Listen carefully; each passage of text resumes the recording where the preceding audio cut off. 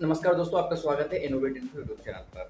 ये हमारा FAQ series का दूसरा वीडियो है और हम अभी ब्लॉग के क्वेश्चन ले रहे हैं। तो ब्लॉग से रिलेटेड एक और क्वेश्चन लोग सर्च करते हैं कि ब्लॉग एडसेंस अप्रूव कैसे करें। वैसे तो मैंने कई बार बताया, लेकिन आज मैं आपको सारी चीज़ें डिटेल में बताता हूँ कि अगर ये स्टेप आप फॉलो करते हैं तो आपको ब्लॉग पर एडसेंस अप्रूवल मिल जाता है, क्योंकि मैं कई बार ले चुका हूँ।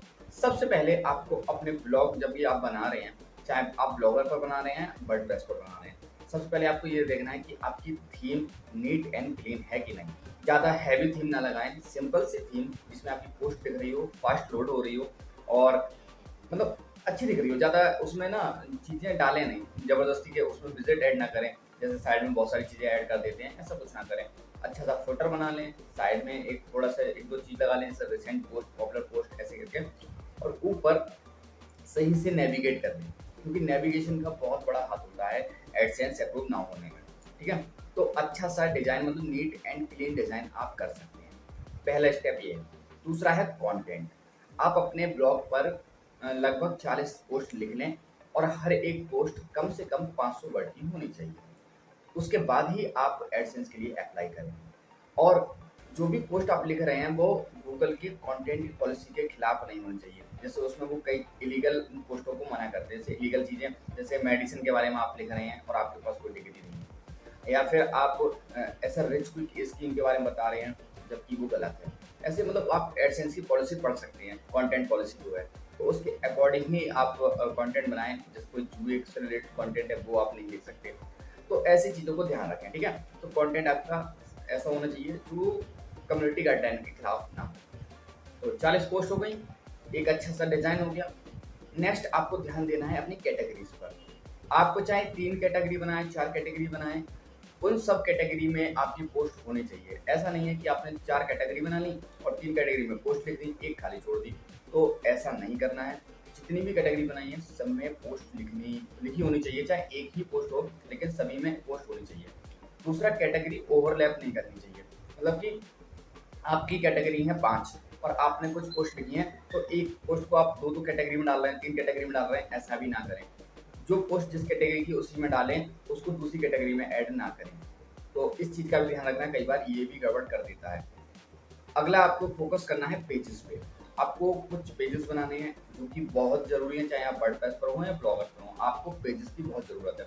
और वो पेजेस कौन से हैं? पहला है अबाउट अस का। अब लोगों को समझ नहीं आता कि अबाउट अस का पेज कैसे क्रिएट करें। देखो, अबाउट अस का पेज मतलब अबाउट अस, हमारे बारे में। तो आपको पहले अपने बारे में थोड़ा-सा ब्रीफ दे देना कि मैं कौन हूँ, मैं कैसे काम करता हूँ, क्या है, और फिर मैंने ये ब्लॉग क्यों बनाया। उसके बाद ब्लॉग के बारे में कि ब्लॉग क्या है, कैसे हम इस पर क्या-क्या चीज़ें आपको प्रोवाइड करेंगे। और थोड़ा-सा आप चाहें तो अपने कॉन्टैक्ट डिटेल दे सकते हैं, जैसे सोशल मीडिया के लिंक्स वगैरह। तो ये होता है आपका अबाउट अस पेज, जो आपको खुद लिखना पड़ेगा, ठीक है? दूसरा पेज होता है प्राइवेसी पॉलिसी का। तो प्राइवेसी पॉलिसी का पेज क्रिएट करना कोई बड़ी बात नहीं है। पहली चीज़ तो आप प्राइवेसी पॉलिसी वर्डप्रेस में है तो वो खुद ही क्रिएट कर देता है, वर्डप्रेस ही देता है आपको प्राइवेसी पॉलिसी का पेज क्रिएट करने का ऑप्शन, है ना? और अगर आप वर्डप्रेस में नहीं हैं, ब्लॉगर पे हैं, तो आपको बहुत सी ऐसी वेबसाइट मिल जाएँगी, यहाँ पर आप डिटेल भरेंगे तो आपका जो पेज है वो खुद से जनरेट हो जाएगा। मैंने एक वीडियो बनाई भी है इसके बारे में कि आप कैसे पेज क्रिएट कर सकते हैं। उसमें मैंने सारे पेज क्रिएट करके दिखाए हैं।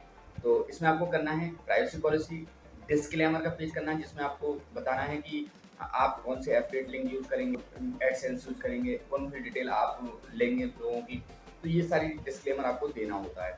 और ये पेज आप खुद भी लिख सकते हैं, अपनी हिंदी लैंग्वेज में भी लिख सकते हैं डिस्क्लेमर, या फिर आप डिस्क्लेमर जनरेटर पेज का यूज़ कर सकते हैं। बहुत सारी ऐसी वेबसाइट है। अभी आप फिर से लिख के रख लीजिए, about us, contact us, disclaimer, privacy policy and terms and condition. ये 5 पेज बहुत ज़रूरी हैं बनाने, और हो सके तो इन्हें टॉप में दे दीजिएगा, हेडर के ऊपर। और अगर वहाँ नहीं हो रहा है, टॉप मेन्यू नहीं आ रही है, तो आपको फुटर में तो ये पेज ज़रूर शो करेंगे, और जिससे कि वो गूगल देख लेता है कि हाँ, इनकी पॉलिसी है, इनके पास मतलब ये सारा डिस्क्लोज़ कर चुके हैं कि हम क्या-क्या करने वाले हैं। ठीक है?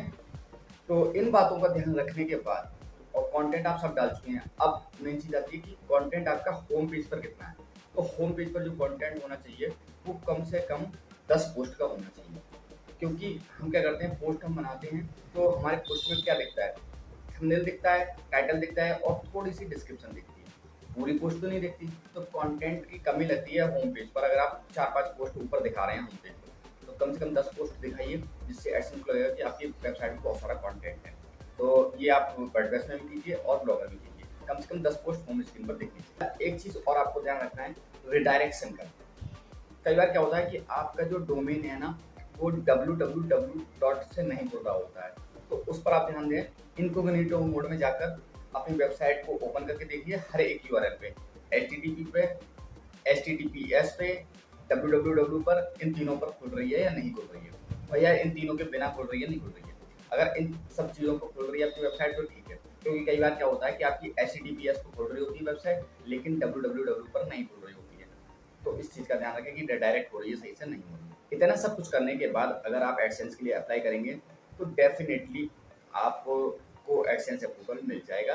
हाँ, कुछ समय लगेगा लेकिन आपको मिल जाएगा। तो एडसेंस में जब अप्लाई करेंगे तो उसका जो कोड है वो कोड अपने हेडर में डालना ना भूलें, क्योंकि तभी गूगल एडसेंस ऐड उस पर लगाकर देख सकेगा आपकी वेबसाइट पर कि कैसे लगेंगे।